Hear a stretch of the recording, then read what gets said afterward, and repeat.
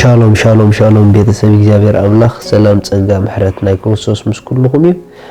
ንዓኹም ሰላሕ ዲኔ እዝን ዝበለጸ መዓልቲ ዝሆን ዝበለጸ ቃል ንካፈለሉ ፕሮግራምና እዩ ስለዚ ዝበለጸ ቃል ንዝበለጸ መዓልቲ ዝብል ፕሮግራም ሎ መኽንካፈሊና ንጎ ይድወርድ ሓሙሽተ ደቂቃ ንካፈሎ ኩልኩም ሰብስክራይብ ላይክ ግበሩ ነታናይ ደወል ምልክት ድማ ጸቅጥዋ ክመጾኩም ይንጎ ሎም ንካፈሎ ቃል ከም ዝብል እዩ ኬብ ኮርና ክንሕዞም ዘለና ነገራት ዝብል እዩ ኬብ ኮርና ክንሕዞም ዘለና ነገራት ኣብ ህይወት ናይ ክርስትና ቀጻልነት ዘለዎ ውጽኢታው ዝኾነ ጉዕዞ ክንርኢ ንደል እንተዳኣ ኮይና ኬብ ኮርና ኣብ ህይወትና ክንሕዞም ዘለና ልምድታት አሎ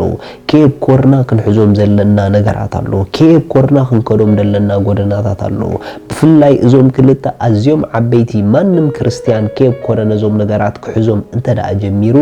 ኣብ ህይወቱ ዝረአ ውጽኢት ክመጽእ እዩ በቃ ዕብየቱ ኣብ ኩሉ ሰብ እንዳተፈልጠ ክኸይድ እንዳወሰኸ ይኸይድ ከም ዘሎ ኣብ ቅድሚ ኩሉ ክገሃድ ክጅምር እዩ ምክንያቱ እዞም ክልተ ነገራት ኬብ ኮርካ እንተዳኣ ሒስካዮም ዝረአ ውጽኢት ኣብ ህይወትካ ከም ተምጽእ ይገብሩካ እዮም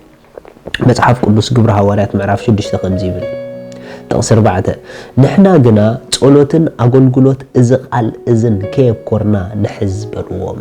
ሪኢኹም ንሕና ግና ኢሎም ጸሎትን አገልግሎት እዚ ቃል እዝን ኬብ ኮርና ንሕዝ ሐዋርያት አገልግሎት ናይ ቃል አምላኽን ጸሎትን ኬብ ኮሩ በመሓዞም ኣብ ህይወቶም ዘይቋርጽ ዕቤት ከም ዘምጹ ይፈልጡ እዮም እዚ ነገር እዚ ማንም ክርስቲያን ኣብ ህይወቱ ንጸሎት ኬብ ኮረ ንቃል አምላኽ ኬብ ኮረ ክሕዝ እንተዳኣ ጀሚሩ ንጸሎትን ቃል አምላኽን ኬብ ኮርና ግዜ ክንቦም እንተዳኣ ጀሚርና ለውጥናን ዕቤትናን ገደብ ዘይብሉ ክኸውን እዩ እንተዳኣ እዞም ክልተ ነገራት ከነብኩር ጀሚርና ኣብ ህይወትና ንዕኦም ዘለና ትግሃት ክቕንስ እንተዳኣ ጀሚሩ ግን ብኡኡ አንጻር ድማ ላይፍና ክቕንስ ክጅምር እዩ ናይ ክርስትና ጎደና ግን ብዘይ ምቕናስ ትፍለጥ ጎደና እያ ናይ ጻድቅ ጎደና ናይ ዕቤት ጎደና እዩ ስለዚ ናይ ጻድቅ ጎደና ውጽኢት ኬብ ኮርካ ነዞም ክልተ መሓዝዩ ኣብ ህይወትኩም ንጸሎት ዘለኩም ነገር ንጸሎት ዘለኩም ትግሃት ኩሉ ግዜ እንዳወሰኸ እምበር እንዳቀነሰ ክኸይድ የብሉን ከምቲ ኩሉ ግዜ መዓልታዊ እንበልዕ ልክዕ ከምኡ ድማ መንፈስና መዓልታዊ ቃል ክንምግቦ ይግበአና እዩ ምስ ቃሉ ዘለና ርክብ ክውስኽ ኣለዎ ምስ ጸሎት ዘለና ኣካይዳ ክውስኽ ኣለዎ ኣብ ጸሎት ንሕልፎ ግዜ ክውስኽ ኣለዎ ኣብ መጽናዕቲ ቃል አምላኽ ንሕልፎ ግዜ ክውስኽ ኣለዎ ኣብዞም ክልተ እንተዳኣ ክንዝሕትል ጀሚርና ርግጸኛ ኮይነ ክነግረኩም ኣብ ብዙሕ ነገራትኩም ክትጉድኡ ትኽእሉ ኢኹም ምክንያቱ እዞም ክልተ እዮም ንሓደ ክርስቲያን ኣብ ህይወቱ ውጽኢታዊ ጎደና ክህልዎ ዝገብርዎም ቃል ደይብሉ ክርስቲያን ብጸሎት ግዜ ዘይወስድ ክርስቲያን ብትኽክል ነቲ ዝተወለደሉ ማንነት ክገልጾ የሸግር እዩ ምክንያቱ እቲ ምስ ጎይታ ዘለና ፈሎውሺፕ በዞም ክልተ ይድውሰን ኣብዞም ክልተ እንተዳኣ ብትኽክል ክንከይድ ጀሚርና እቲ ምስ ጎይታ ዘለና ጉዕዞ ትኽክል ክኾነልና ክጅምር እዩ ምስኡ ዘለና ሕብረት ትኽክል ክኾነልና ክጅምር እዩ ስለዚ ወስኑ ሎሚ ኣብ ህይወትኩም ኣብ ነብስ ወከፍ መዓልትኩም ኬብ ኮርኩም ኬብ ኮርና ንቃሉን ንጸሎትን ግዜ ክንህብ እዚ ነገር እዚ ከም ልምዲ ንግበሮ ናይ መንባብ ልምዲ ነጥሪ ናይ ጸሎት ልምዲ ነጥሪ ጸሎት ብኸመይ ኢኻ ተዓቢ ጸሎት ብምጅማር ኢኻ ተዓቢ ቃል አምላኽ መንባብ ብኸመይ ኢኻ ትውስኽ ቃል አምላኽ ብምንባብ ኢኻ ትውስኽ በቃ እንተ ገዲፍካዮ ሸውሃትካዮ ዕጾ እንተ ቀጺልካዮ ሸውሃትካዮ ይኽፈት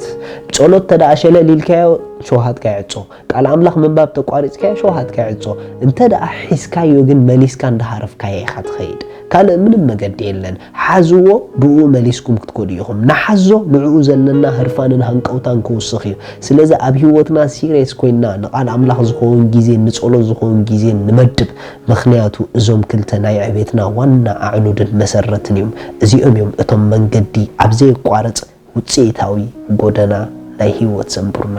ኣሜን ስለዚ ሎሚ ንጎይታና ኢየሱስ ክርስቶስ ኣብ ህይወትኩም ወሲንኩም ክትቀበልዎ እትደልዩ እታ ኣብኡ ዘላ ናይ ዘለዓለም ህይወት ክትቀበልዋ እትደልዩ እዛ ጸሎት እዚኣ ጸልዩ እግዚአብሔር አቦ ስለ ወድኻ ኢየሱስ ክርስቶስ የመስግነካ ኣለኹ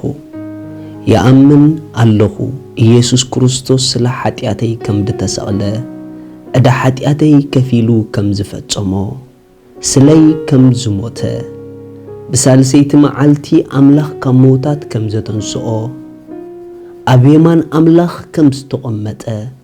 يأمن الله ኢየሱስ ክርስቶስ